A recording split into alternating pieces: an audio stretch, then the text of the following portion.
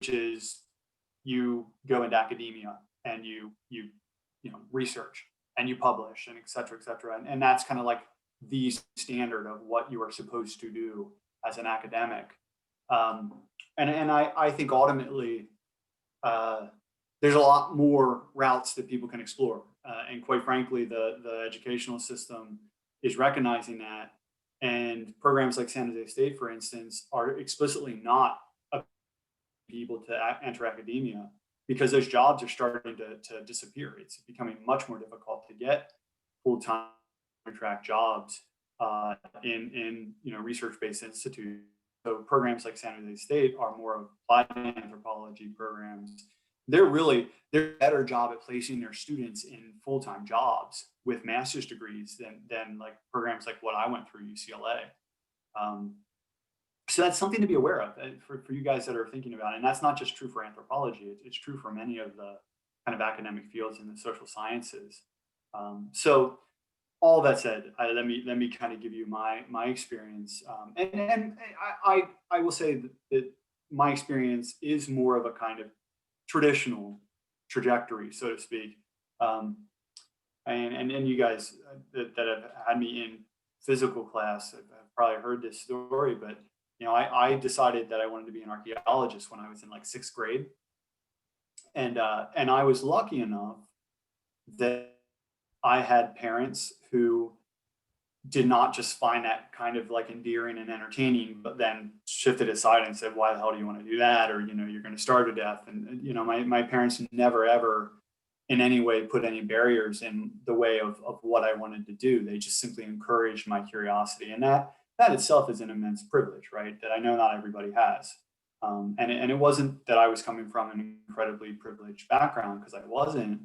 It was just more that I had parents that themselves were educators, that themselves were, I think, not focused on as the primary goal in life to like become rich or famous or whatever. I mean, I grew up on a family farm, and my dad was a history teacher. Like, I think he was absolutely ecstatic that one of his kids wanted to do something that maybe was a little bit strange compared to everybody else that was coming through his classroom doors.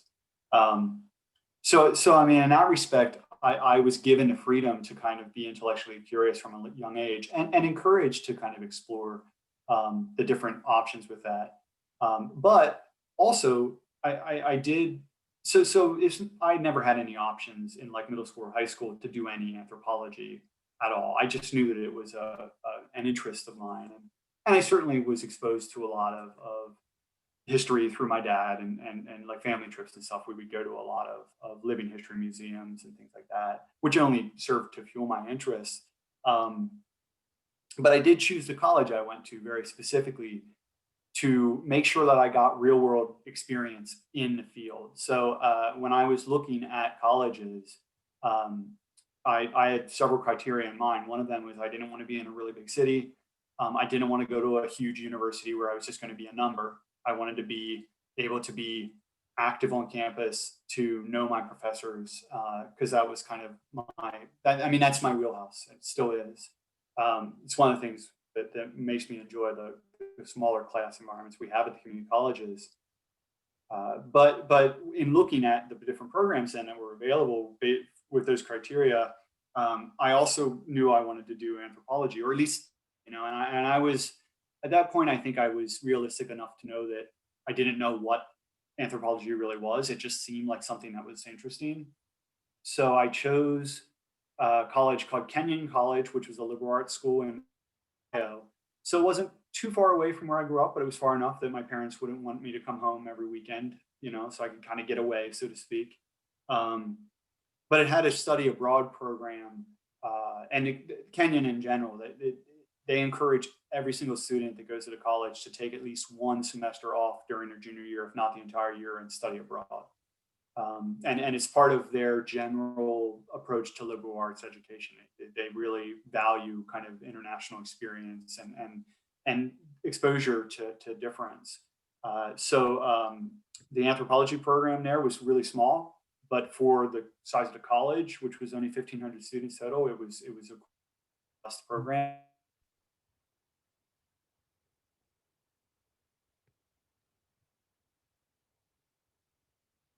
and they had a study abroad program in Honduras. So I was already kind of thinking about like where am I going to place myself, where I'm going to get real world experience, just because like internships and things like that are difficult in academia. That's kind of more like if you're going into more of a business based focus or something like that, you might be able to find companies that'll do summer internships and stuff. And usually more what you're looking at when you're going into social science academic field is at best you might find local volunteer opportunities to get involved. So I knew that I needed to choose a school that would give me the earliest possible hands-on experience if I really wanted to get my head wrapped around what it was I wanted to do. And luckily, once I arrived at Kenyon, the very first week, I met one of the archaeology instructors who happened not to be the people I went to Honduras with. He was actually a visiting instructor who was doing local work, kind of like what I do with archaeology students occasionally. Area here, he was excavating at a local bed and breakfast that had a Native American village site on its grounds. And it just so happened that the guy who owned the bed and breakfast was kind of an amateur archaeologist and was interested in it. So he reached out to the local college and asked if the instructor wanted to bring students out and do work. So I jumped at that as well. So I was almost every weekend of my undergrad experience, I was going out when the weather was decent with other students and a professor to excavate this local site. And it wasn't, it wasn't incredibly sexy, romantic stuff. We were digging holes in somebody's garden and finding little broken bits and pieces of stone. But that was enough that I realized that I liked doing it. And in some ways, that probably was a good experience because for 80 to 90% of the students that would volunteer to go out, they would never come back after the first day because they just thought it was horribly boring and dull and it wasn't what they thought. And the fact that I wanted to keep going told me that it was something that I was really interested in. And then, of course, I did go junior year to Honduras, and that was much more exciting because we were working on the Maya periphery. They were big prehistoric sites that had a lot more complex culture that we were investigating, and it also gave me my first long-term exposure to living in a different society and interacting with people that were not of the same culture as me. So I kind of had a dual-fold, almost like cultural anthropology experience, although I wasn't gathering data. But I had to think about a lot of the same kind of ethical and moral questions of how do you interact with people that are not like yourself, and do you try to imprint your way of the world upon them, or do you simply roll with what they've got, or do you find a balance between those two extremes? And archaeology is inherently endeavor. You almost always end up employing local people as the labor force, which means that you have to confront a lot of the same ethical questions and a lot of the same difficulties of communication and things like that cultural anthropologists do. And I came back from that experience as a junior in college, knowing for sure that that's what I wanted to do. And at that point, I started looking at graduate programs. And again, I guess the point I'm trying to make is that because the only option that you really have to even get to a point where you're employable in this discipline is that you kind of have to at least get to the level of having really still like at least a master's degree. There are very few employment opportunities with an AA or even with a bachelor's degree that have any like future kind of movement involved with it, right? So in those cases, I was really kind of making very specific strategic about where to place myself to give myself more options, right? So I was looking at grad programs, and I ended up at UCLA, which I'm really glad about because it brought me again to a completely different part of the country I'd never lived in. It forced me to live in a city I'd never done before. It gave me exposure to a much wider and more diverse group of not just my fellow students, but living in Los Angeles is immensely challenging and complex. And it also, the UCLA program is a 4 fields program. It didn't allow me to just say, I want to be an archaeologist and I'm only going to do archaeology 24/7. Even at the graduate level, they required everybody to have intro level competency in all 4 of the subfields, which is good because it provides you more flexibility when you finished a doctorate to think about where to go with it.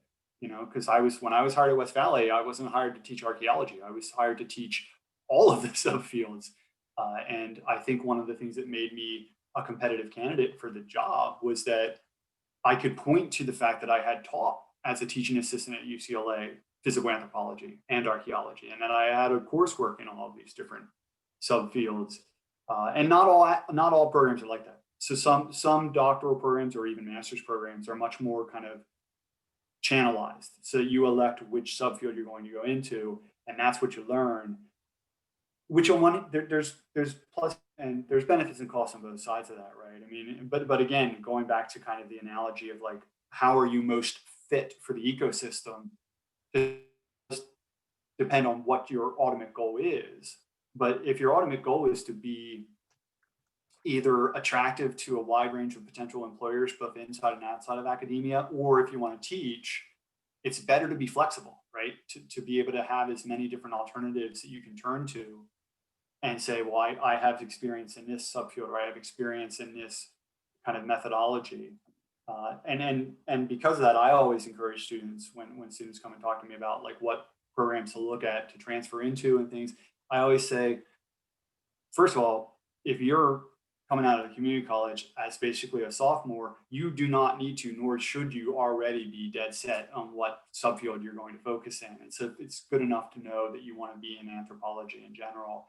And then what you want to probably do is to look at a program that fits your interests, but also is going to not just allow you to kind of dabble in all four of the subfields, but in some ways force you to, because that ultimately makes you, I think, more well-rounded, even if you do end up focusing in one subfield in grad school.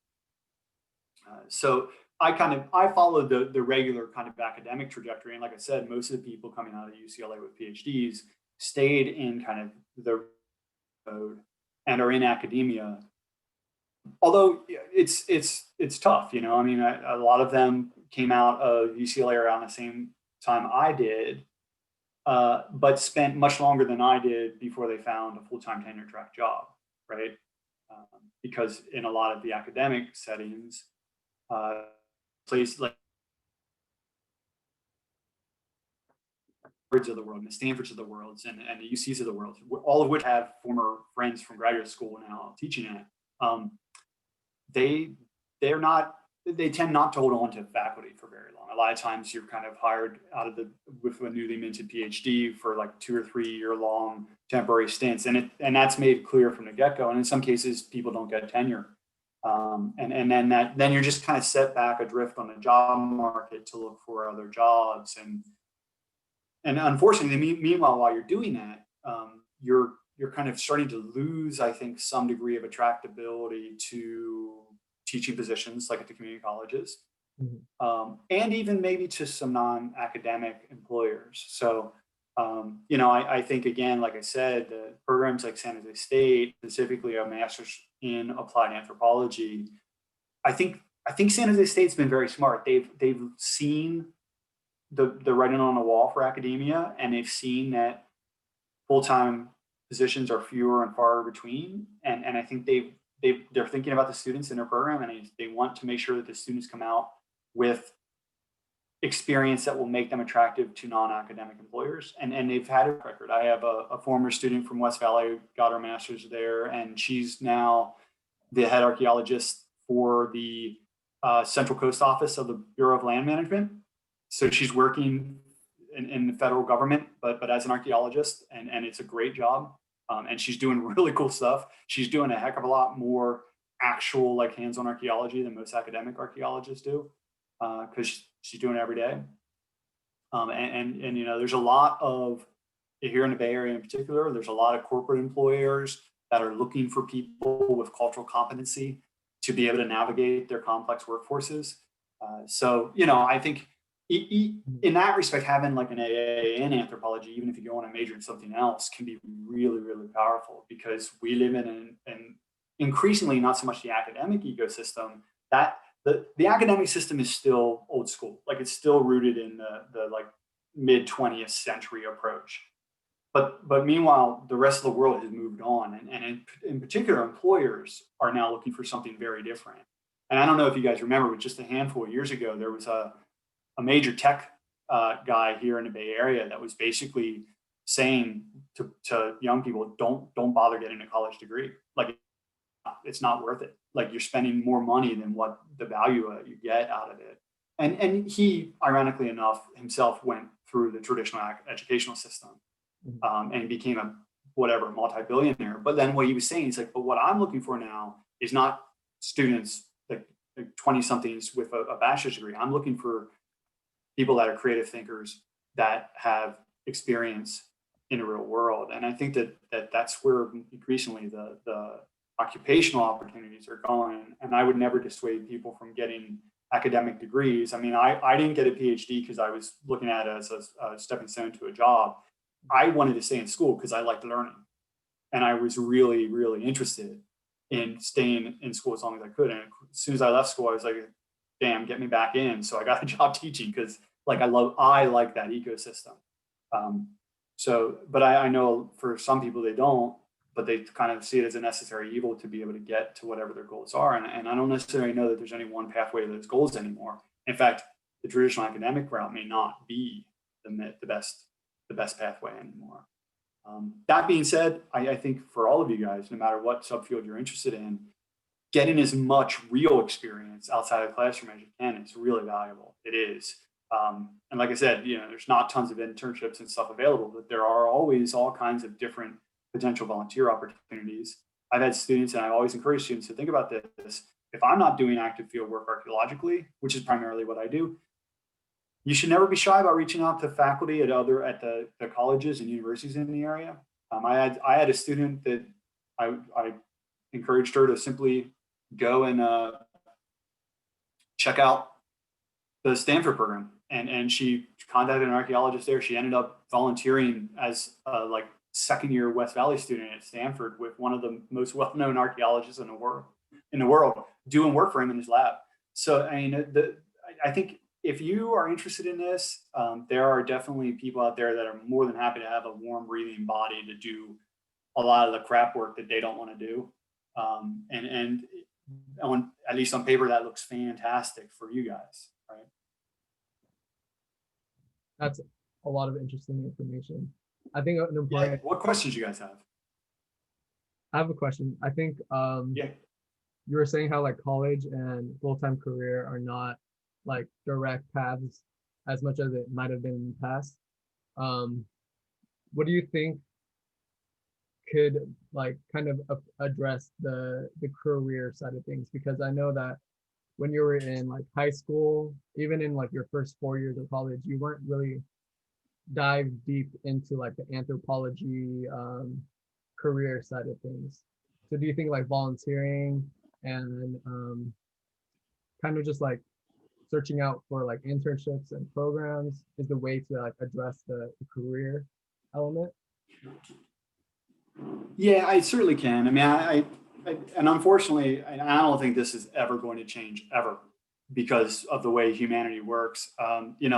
Personal connections go much further than credentials on paper do.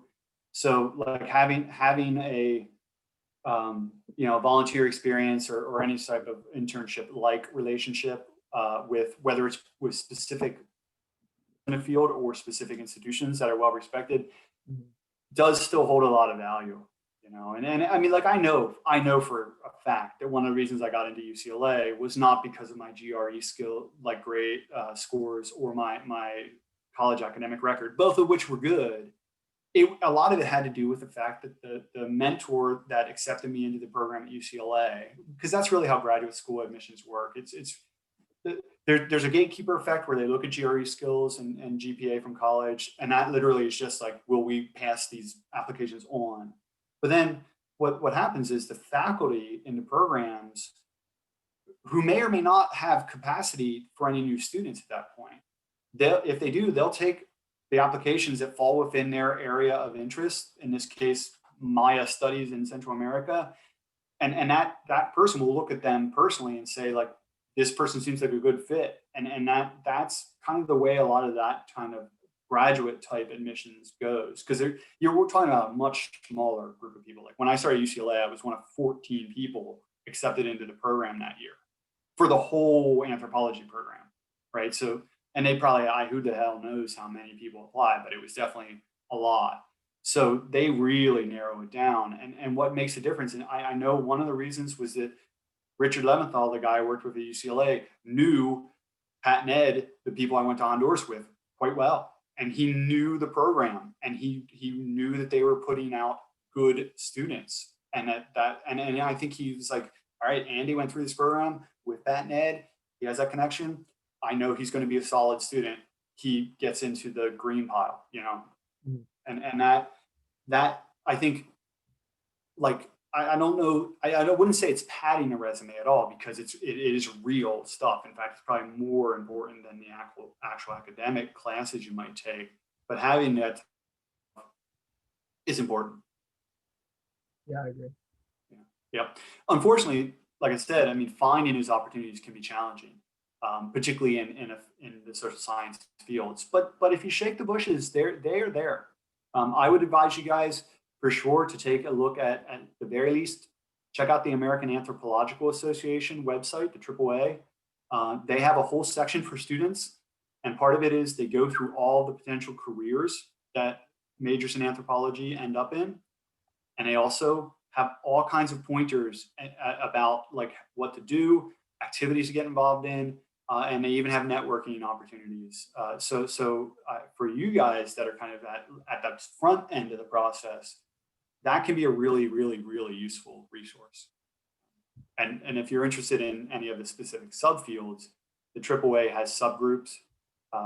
Archaeology has its own organization called the Society for American Archaeology, the SAAs, which is not associated with the AAA, but they kind of, you know, piggyback on each other. So I would check that stuff out, because all of those sources of information are really important, and they're up to date, right? They're really realistic portrayals of like, this is the status of the field right now. This is where people are getting jobs. This is the skill set that employers are looking for. And you said Anthropology Association and what again? Yeah, it's the American Anthropological Association, Johnny. Mhm. I think it's just AAA, like AAA.org. But if you put American Anthropological Association into Google. Okay. I was actually kind of wondering, Professor, Yeah. when you were looking at your graduate options and you were kind of looking at what made you decide out of kind of all the schools to pick a UCLA versus either a different UC or a different college, or even maybe stick with your undergraduate school progressing Yeah. to graduate school? No, that's a good question. So Kenyon is just it's a 4-year school. So liberal arts. That was, once I got my bachelor's degree, that was as far as I could go there.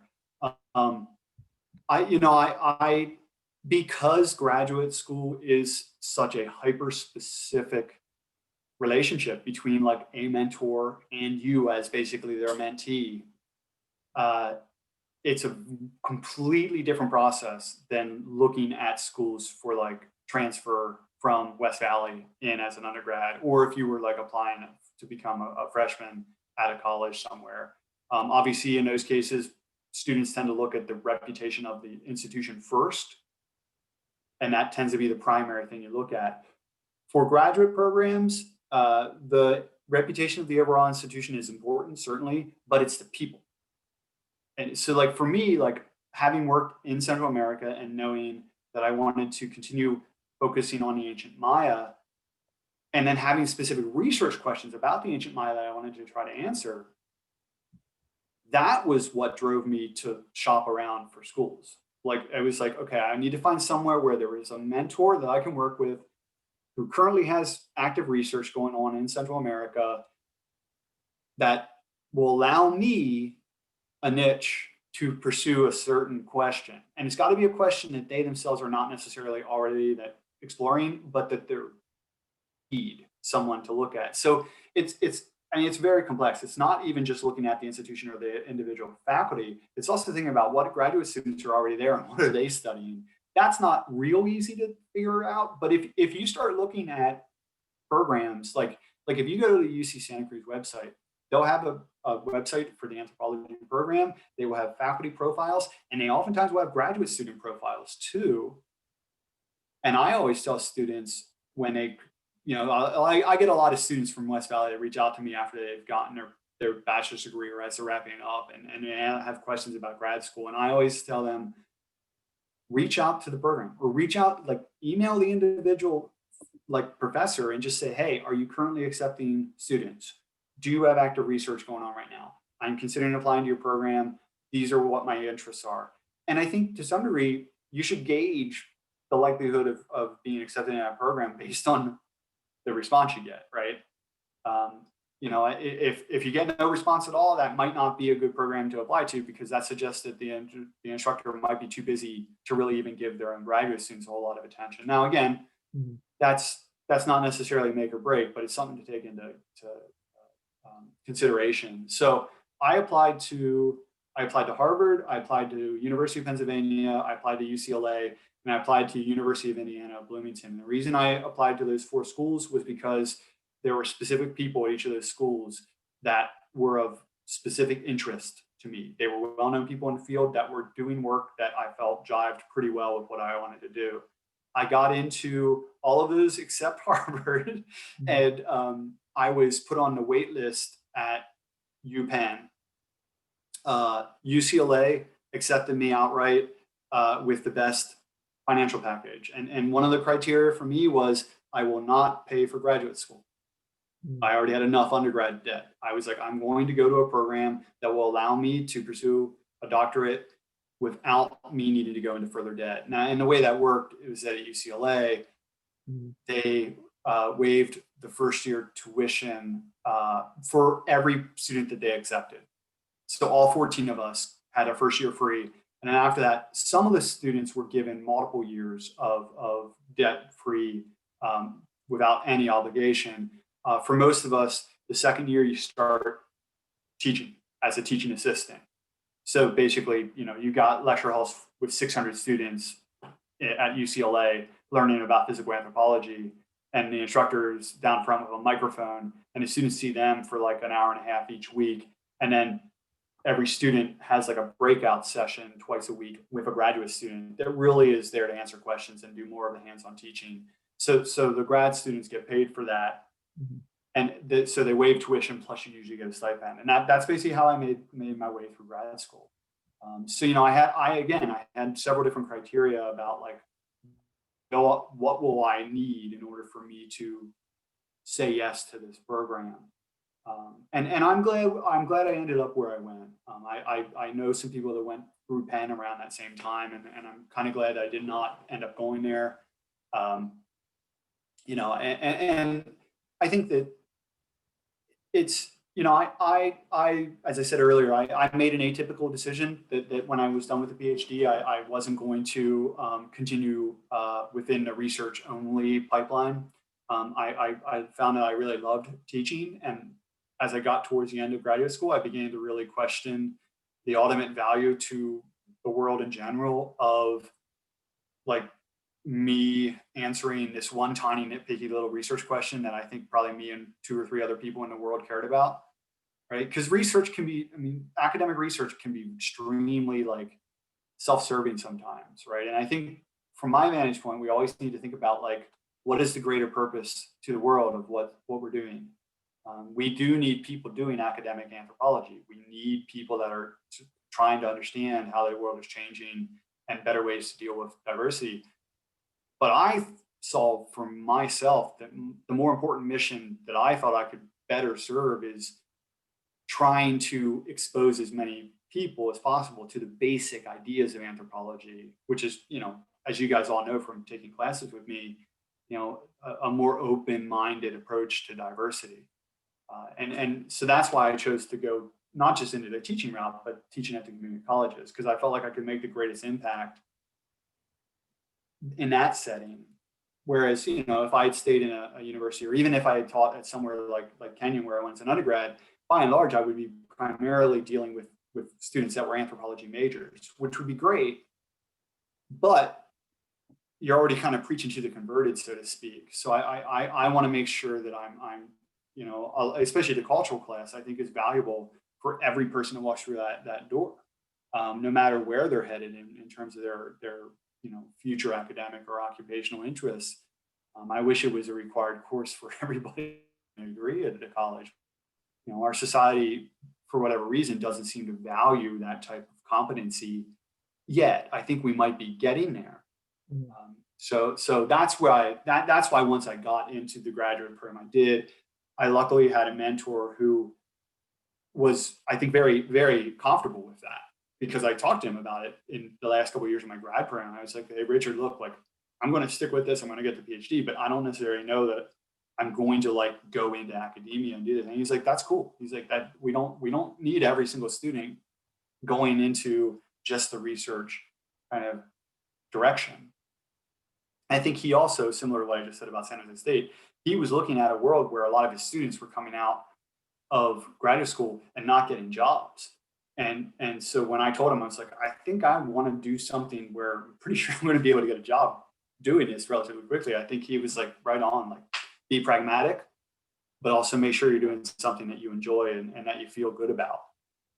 And that's good advice, I think. I mean, ultimately, like, yeah, be pragmatic, do what you have to do, but also make sure that whatever you're doing is as close to what makes you happy and what you feel good about.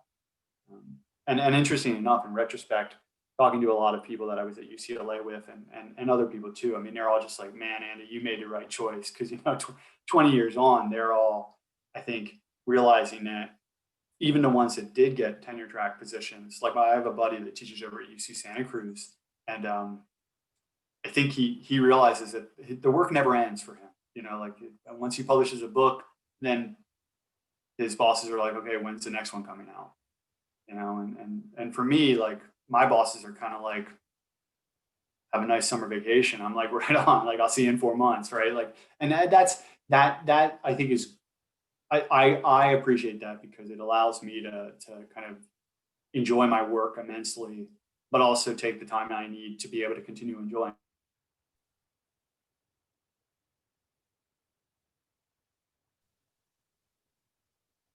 I think you guys froze on me, right? Froze on you. So, Yeah, you're back now. Khalil, did that answer your question?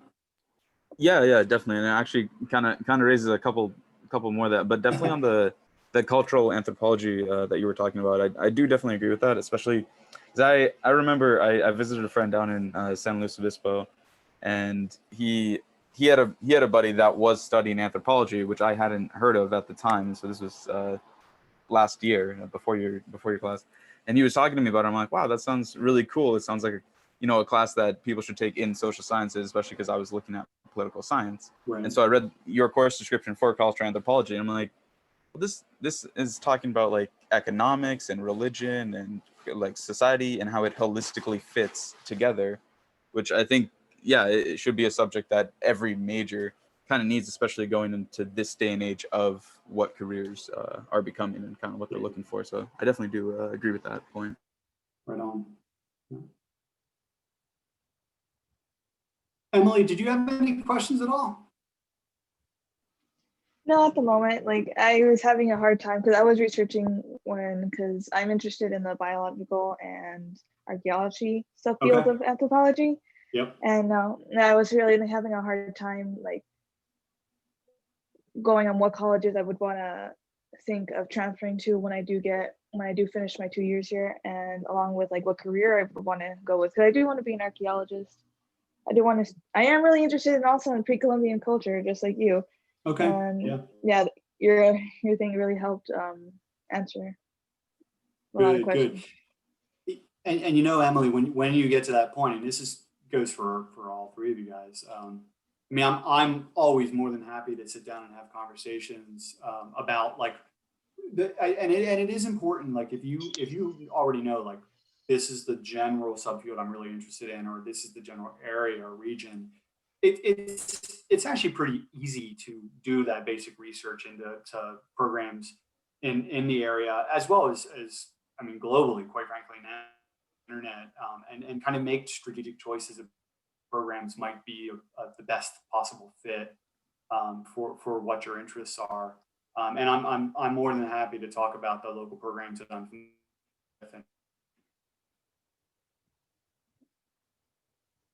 employment opportunities. I think, unfortunately, for like cultural anthropology, and linguistic anthropology, there are actually far fewer non-academic employment opportunities. Although cultural anthropology is starting to open up a little bit with like, working in some of the big kind of corporation settings and stuff. But for archaeology and biological anthropology, there's actually a fairly large number of non-academic employment opportunities, in addition, obviously, to the academic opportunities, whether it's at museums or whether it's with public settings, state government or federal government.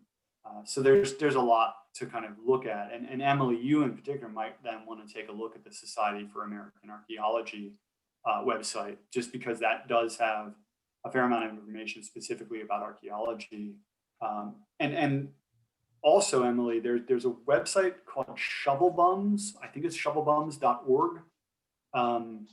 And the American Institute of, I think it's the Archaeological Institute of America. Those are basically clearinghouses for field school opportunities, job opportunities, and then also volunteer and internship opportunities within usually archaeology specifically, but sometimes they do have general anthropology stuff. So those are all places to kind of look for ideas, even if you're not currently like looking for like employment or a volunteer opportunity. Those are good places to get an idea of where like the whole ecosystem, like what's actually out there and available. What was it called again? Shuffle Fun? It's called Shovelbum. Here, I'll put it in the chat, just because that might be easier. So I think it's shovelbums.org.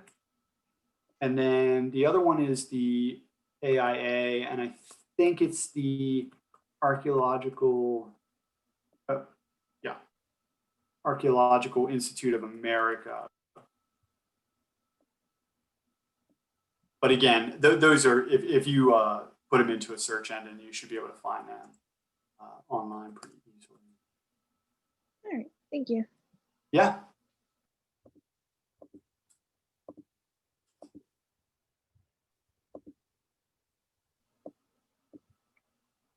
This is like an also random question. Would you happen to know someone by the name of Stephen? I don't know how to pronounce his last name. Durfler? Say the last name again. Let me type it out because I don't.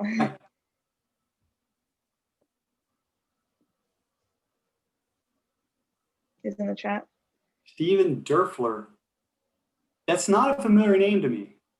Oh, okay. Because he was a professor at my other college. I used to go to an art school until I realized I wanted to pursue something differently. And he was, he didn't really, well, then again, he studied more of like Central America. He was mostly focused on the Middle East. Okay. Of the world, so. Interesting. Yeah. Where was that, Emily? The college, it was Ringling College of Art and Design. It was an art college. Okay. All right. Yeah, no, I'm not familiar with him. I'll have to check him out. I think to kind of like touch on all of those like really interesting like perspectives and ideas you brought, it was about like how education and careers are complicated, and to kind of like keep that in mind, you talked about how as you were growing up there wasn't a plethora of anthropology careers right there for you. You talked about how like even in your first 4 years of your liberal arts college, you were kind of just like shoveling and doing some anthropology related work and archaeology related work, but it wasn't concrete and like, because some people may see you as like a full-fledged anthropology professor who was like born in it, raised in it, and was just surrounded by it everywhere. But it is kind of what you make out of it, and you were always kind of looking for what you wanted out of it, which was your studies in Latin America and your certain like your particular concerns. You talked about how like in graduate school there was more particular things you were looking for, like a mentor that was related to the things you wanted to study, and then you shifted to trying to take what you were learning away from research, from that particular question, from that very like specific question, to more of a supportive element into the community, how you can support the community and get involved into that. So I think that was interesting. Yeah, no, and I think that's a really good summary. Mhm. I think I want to just ask everybody who was here today, do you guys have any like thoughts you guys want to take away from this?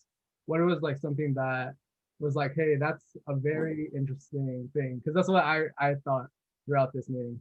If anybody wants to share that, Khalil or Emily.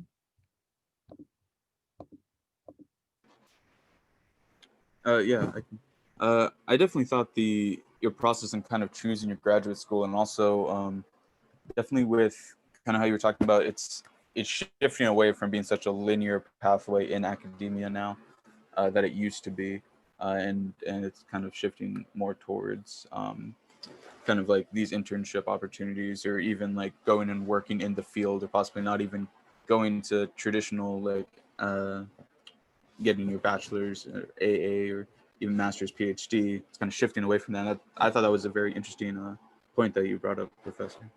Yep, cool. One thing I also will say very quickly, if I can hop in here, is that and this was something that Khalil you had asked about, and then I forgot to mention it, but I I know that at least when I was at UCLA,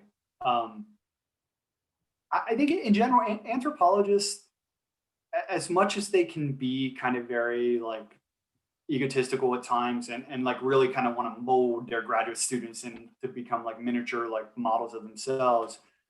I think because we study diversity, we also tend to recognize and value diverse opinions within our own field. And at least partially because of that, at UCLA, it was very, very rare for undergrads in the anthropology program to be admitted into the graduate program. And I know that sometimes the faculty really hated that tendency because in some cases they recognized that there were certain undergrads that were absolutely stellar, and they were like, this, we should keep this student here. And there was in the entire time I was at UCLA, which was I think I went from bachelor's to PhD in 6 years, which was very quick, mostly because I just was like, get out of here. I enjoyed it, but at the same time, there were people that were lifers that had been there for like 15 years. I didn't want to become one of them. But that entire time, there was one undergrad that got a bachelor's degree at UCLA and was admitted for the PhD program. And I think that tends to be the case because the programs, I think, recognize that it's important not to have people that are just completely isolated and exposed to only one viewpoint for their entire academic career. And I mean, that's a risk here at West Valley, right? Like, I know that like I have students that are like, man, I love anthropology. I want to be an anthro major. And they've only ever taken classes with me.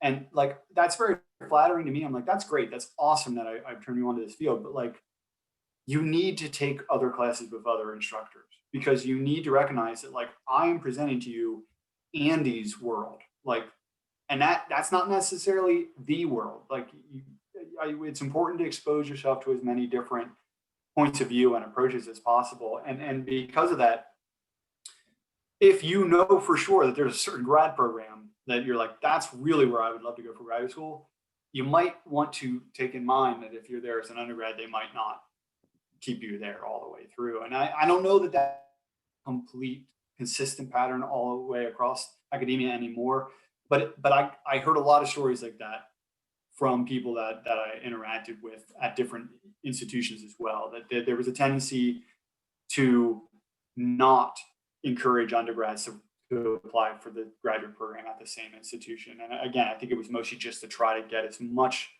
experience and as many different kind of contacts as possible. So something to keep in mind.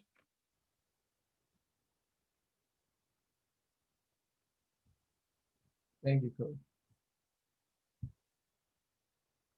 Emily, do you have any thing you want to highlight, something you learned from this panel? No, what the person had said, I was really interested in your process of choosing your college and your career. I guess another thing that was interesting was the topic of education and career and how those are different, how they drastically change throughout the years. Yeah.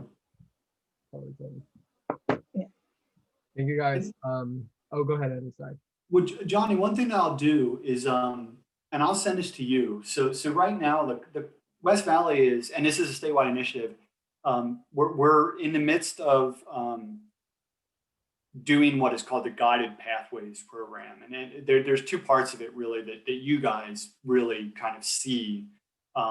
One of it is that the college is finally asking every academic program on the campus to come up with a really neat, clean kind of pathway over 2 years.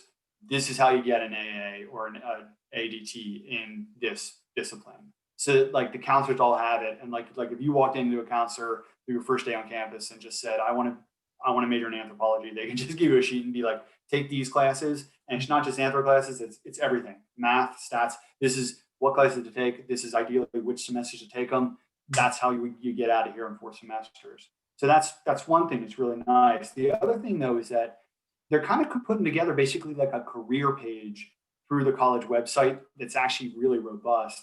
And one of the things they want is they want to be able to upload information. So for instance, if you go and say, I want to be an anthropologist, you can go to the website or talk to a counselor and they can say, okay, well, here's the job opportunities that will be accessible to you given the certain degrees. And these are the potential income levels you can expect and things like that. And so I've already put that together for anthropology. And Johnny, if shoot me an email to remind me if you don't mind. Okay. I can just send you that. It's a Word document, and I don't know what it's going to look like once they put it up in a publicly accessible way. But you feel free to share that amongst anybody that's interested, because it kind of gives you a good idea. I mean, and I had to say, like, there was just one part there, like, what employment opportunities are there for students with an AA? I was like, for anthropology, there aren't any. Like, you're not going to like that. You're not qualified for any specific job with an anthropology AA. There might be employers that will find it interesting and employ you, but it's not going to set you up for a very clear pathway directly into a job. With a bachelor's degree, it's also limited, but there are some specific kind of like employers that sometimes are interested in people that have bachelor's degrees in anthropology.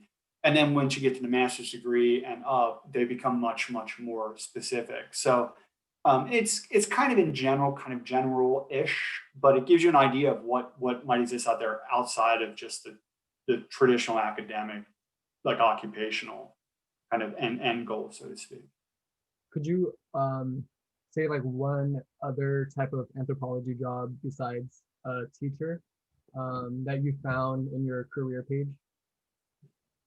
Yeah, well, so a lot of people that are getting degrees in cultural anthropology are finding themselves really, really sought after by like NGOs, like non-governmental organizations that work either as aid agencies or work as consultants with either international bodies or foreign governments.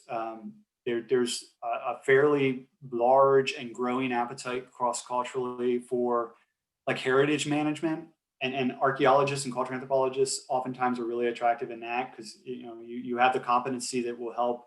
Like if a government's trying to like put together a museum for the first time, or if they're trying to reach out to remote people's their national boundaries and try to extend aid or whatever, those are jobs that I rarely think of as like, this is what I want to end up doing with an anthropology degree. But they're the jobs that most need people that have this type of competency. You finally are starting to see the people that are heading up those types of agencies being aware of that. So like Peace Corps is hiring, Peace Corps largely works with volunteers, but the kind of the upper level staff and kind of administration of Peace Corps is slowly filling up with anthropologists. World Bank, International Monetary Fund, stuff like that. Now, those are high profile jobs, but they employ a lot of people, and they're increasingly looking for people that have degrees within social sciences at the very least, international relations, political science is a big one now, economics, but with that kind of added bonus of like cross-cultural competency is really, really attractive. So I think now the employment field now in 2020 is radically different than it was when I graduated with a bachelor's degree in 1996, right?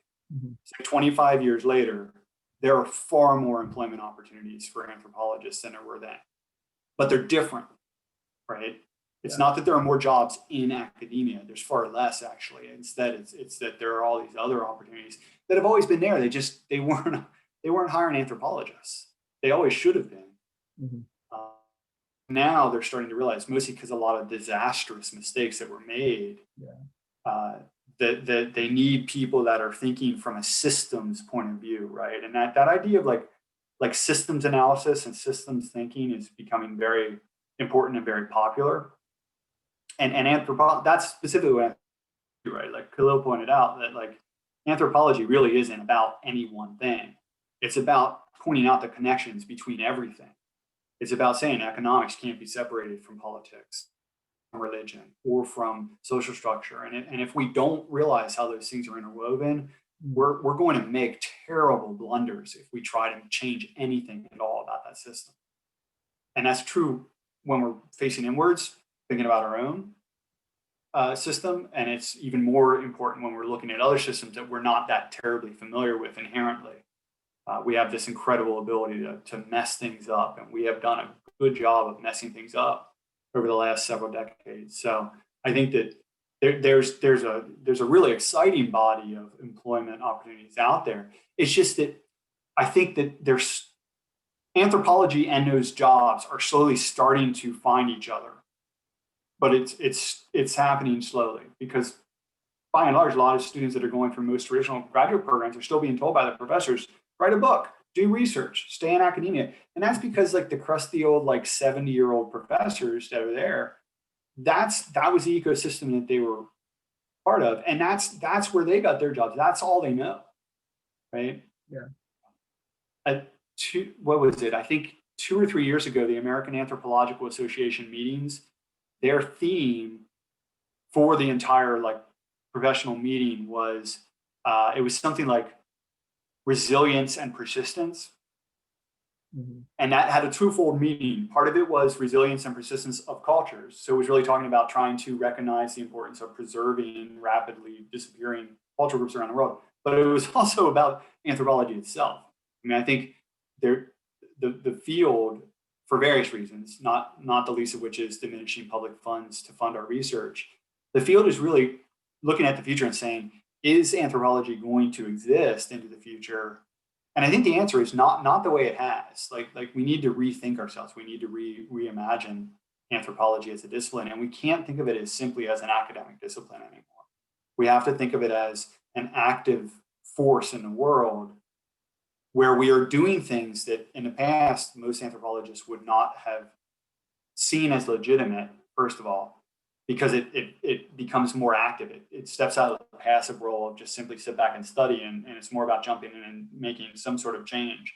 But also, it's simply, I think I think it's a good direction, because it means that we're using what we know about humans in a really, really positive, like active way, instead of it just being dusty knowledge that we put on a shelf somewhere. And you know, most social sciences are kind of having that same reckoning, quite frankly, is realizing that there's the applied aspect, and then there's the academic aspect. And a lot of people in academia kind of look down their noses at the applied part, but that's really short-sighted, because if they continue to have that kind of hands-off approach, the disciplines are going to die, because the public doesn't care about them, because they don't see how they're relevant to their daily lives. Again, that's why I said I think San Jose State's applied program was really forward-thinking, because I think they realized we're doing our students a disservice if we encourage them to stay only in academia and not try to like find jobs in the real world. So I think that's where the jobs are increasingly. There's that evolution where Yeah. we are changing like what we see, and like improving it to see how we can make it better. Yep. Yeah. Yep. And we have to adapt ourselves, right? The field has to evolve and adapt to the changing world that we're part of.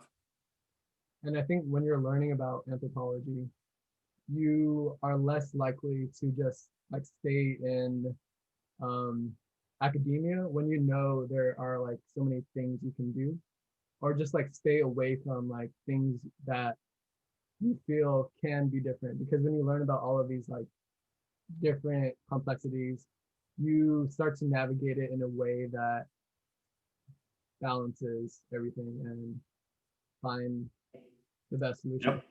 Yep. Yeah. Yeah. Yep. And like I said, I mean, hopefully one of the benefits from just even taking an intro class is that, you know, you walk out of there and say, okay, you know, I still want to major in political science, but I'm looking at political science from a slightly different vantage point now, because I realize how all these other factors are affected by it and affect it in turn.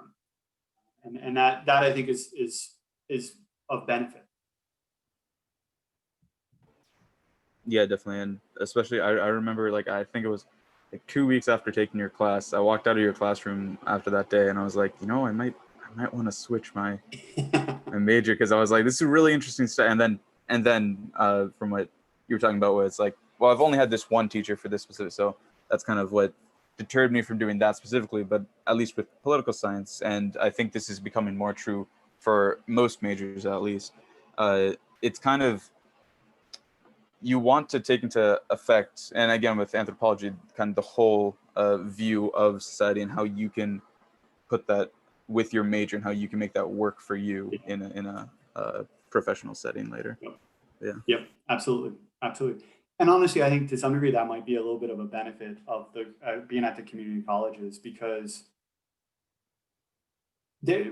by and large, the community colleges are only able to offer a relatively restricted number of courses in any one discipline. So in order for you guys to get your 60 transferable units, you kind of have to cast around and cobble together 60 units out of a lot of different stuff. And that's in some ways that's good, because it forces you to kind of dabble in fringes that you may not have really ever thought about before or engaged with. And you know, from my vantage point, things that I am a little bit concerned about with the shifts that I see in higher ed is that there seems to be a shift away from that type of general liberal arts education in a lot of public academic settings. And instead it's like, let's create this like pipeline where like somebody says, I want to be an econ major or a poli sci major. Let's just put them in that. And like, they don't have to waste time messing around with anything else. They just take those classes and boom, they get a job. And I think that can be good. And it's certainly beneficial to students who need to get through school quickly and need to get a job quickly to be able to support themselves and or their family and stuff. I understand all of that, but at the same time, we're losing something when we kind of speed up path up too quickly and then put blinders on students so they're not distracted by anything else. I mean, I stumbled into so many fascinating other fields as an undergrad, and I had all those moments where I walked out of the class and be like, maybe I want to be a film major. Maybe I want to be an English major. Maybe I want to. And I think what kept bringing me back to anthropology in my case was that I saw how all that stuff related back to that discipline. And I was like, I think that this is where I get to bring everything I'm interested in together a little bit. But I think being able to have that time to breathe and spread out and explore a little bit is really, really important. And I think it makes all of us more well-rounded citizens, quite frankly. I'm always concerned when we simply say, when you're 16, choose what you want to be. That's what you're going to be, and that's all you're going to do, and that's your role in society. And that's a much more streamlined, efficient form of education. And in some ways, it's very much more like some European systems. But you end up then with these kind of bifurcated societies where people only know silo. And I mean, our society does not need more people that are stuck in their own little society silos, right? We need more people that are able to talk to each other, regardless of whether they agree with each other, I think. And I think that because of that, having the opportunity at a 2-year institution like West Valley to kind of mix and match and kind of check out other classes is good. And I have students that come and talk to me and they're like, Andy, I took all 5 anthro courses at West Valley. There are no others offered here. What else can I take that might help me with my anthro major? And I tell them, like, take cultural geography, take a psych class, you know, take sociology, like if you want to do bioinf, take the anatomy class. It's going to be brutal, but it's going to make you a better biological, and you'll know things that grad students won't know yet. Like, so it's kind of like that idea of like setting yourself up to do well doesn't necessarily say I only do courses in this one discipline. Right? Mm-hmm. I actually did have a quick question. I know I don't know how long we've been going for, but I did have just one final quick question, Yeah, go for it. at least for me. One of my professors actually at the beginning of the semester, and I think you know him, Professor Kelly. He, Yeah. because I know you guys are together in a couple things, but he was actually talking about, I'm taking him for comparative government, and he was kind of talking about how with like the situation we're in now with COVID and we're on Zoom, so everything's virtual. He was talking about how the evolution for academia could be changing, and he was specifically saying that he's intrigued by it, but he's also kind of worried about what it could lead to in the future for academics. And I didn't know if you personally had any like thoughts on that and kind of the situation we're in now and where we could be headed. Yeah, you know, we'll see. We will see. I mean, I think I'm very concerned about the fact that like I just hit the point this semester where campus shut down last semester. So I'm actually able to now use videos from last semester.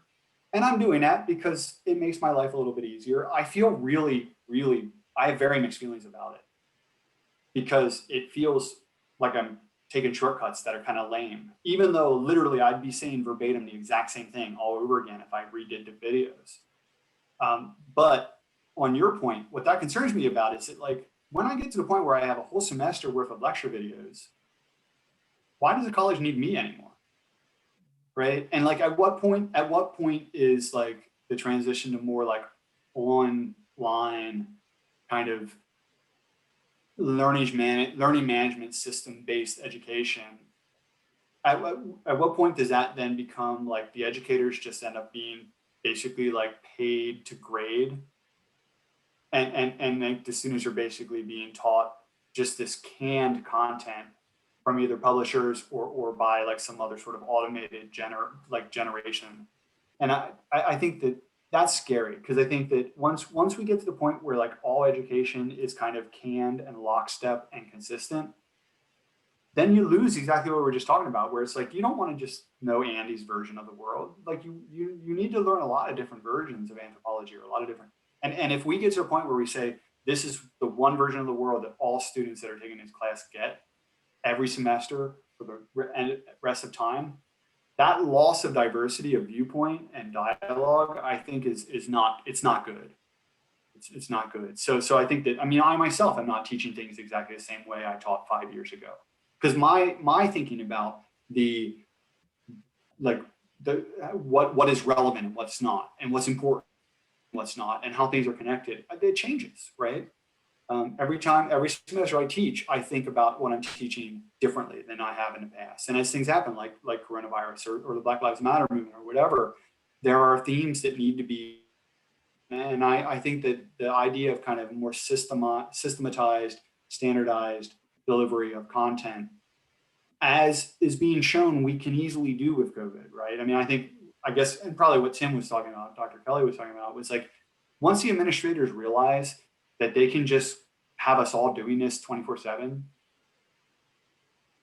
like I'm a little bit disturbed about what that knowledge will lead to, right? I mean, I hope that at some point they don't say like, well, Andy, you don't have a brick and mortar classroom anymore, so now we can just pack 500 students into one of your lectures. We're not going to pay anymore. But we're going to have you teach like 50 times more students and charge each of them the same. And like that I think raises concerns. And it's definitely a concern on the part of like the faculty union and stuff, the way that like the online ed stuff can potentially be kind of exploited by various groups. And then on the flip side, I mean, I'm always concerned about, I mean, you guys know when you were sitting in my classroom, you couldn't look at your notebooks or read your textbook or look stuff up on Google. So like doing assessments online via Canvas raises that specter of like, do I now have to completely re-engineer my assessments and everything? Like, I haven't quite gotten to the point where I've decided to do that yet, but we'll see. You know, this semester will be really the first one that's all online entirely, and it'll be interesting to see how similar or different performance levels are on the content. Yeah, definitely.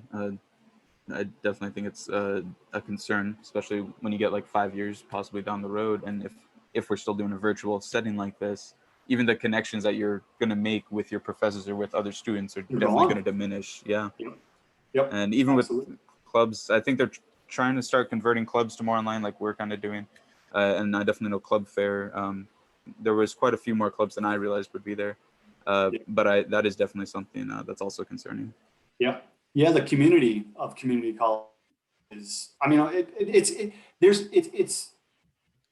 it's weird because it goes both ways, right? I mean, the community is now massive because it's not bounded by any sort of geographic space, but at the same time, the actual connections are gone. And like, again, I'll just give you this example. I feel like I know my students this semester better than I've ever known any students in any semester before, because like the first week, like discussion forum is like, who are you? Why are you taking this class? What are your interests? And it was fantastic because like I never get to sit down and ask every single student that enrolls in one of my classes all this. You know, I might know those answer those questions for like 3 or 4 students per class at most.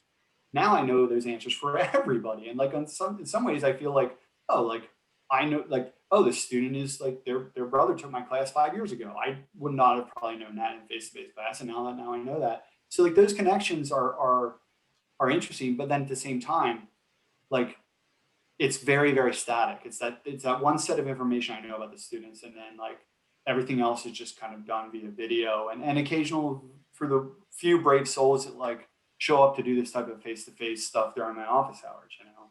So yeah, there's like anything, there's costs and benefits to it. We could probably do it a lot better than what we are doing it.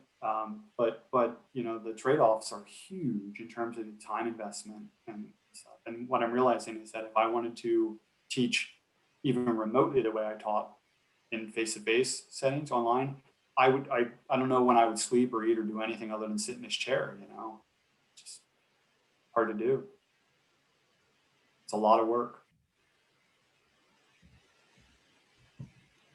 Good. All right. Anything else, Johnny? I think that's been a great place to end it. Thank you guys for coming to our Anthropology Club meeting. Thank you, Andy, so much. Like, this was a great discussion. And Good. Yeah. Great conversation, everyone. yeah, thank you guys for coming. Thank you, Emily. Thank you, Khalil. Definitely. Take care, everybody. Let's try to get more people involved if we Bye. can and expand it out. Yeah, I'll email you, Andy, and then I'm gonna post the things on the chat on our Discord. I'll also send you, Andy, our Discord link if you want to join that. Okay. Sounds good. Great. Thank you so much. Yeah, no problem. See you, Emily. Have an awesome one, guys. All right. See you, Khalil. Bye. Take care, y'all. Bye. All right. Bye, Johnny. See you guys. Bye.